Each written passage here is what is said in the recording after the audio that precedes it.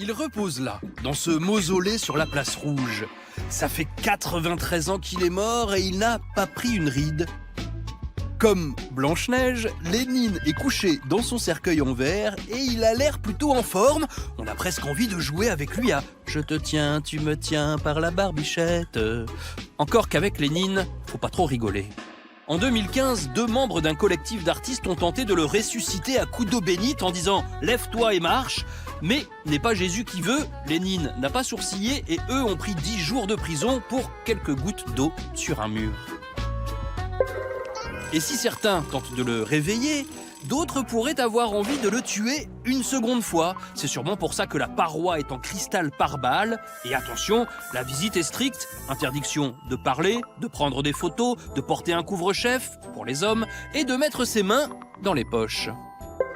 Quand il meurt en 1924, il n'a même pas le temps de se refroidir que les travaux sur la place Rouge ont déjà commencé. Et tant pis pour la veuve, Nadejda Krupskaya, qui ne souhaitait pas de mémorial pour son mari. Un visage intact, le reste du corps, on ne sait pas trop, masqué par les habits. Le secret de l'embaumement de Lénine est aussi bien gardé que la recette du Coca-Cola. Tous les 2 ans, on le trempe dans un bain façon cure de jouvence, les bouts de chair abîmés sont remplacés par du plastique, et, petite coquetterie, pour les 100 ans de la révolution russe, il a même eu droit à un nouveau costume. Mais 100 ans après cette révolution, Lénine ne déplace plus les foules. Moins de 400 000 personnes par an, on est loin des pèlerinages à la soviétique qui rassemblaient jusqu'à 2,5 millions de fidèles qui se gèlent les extrémités par moins 40 en attendant de voir celui par qui tout est arrivé.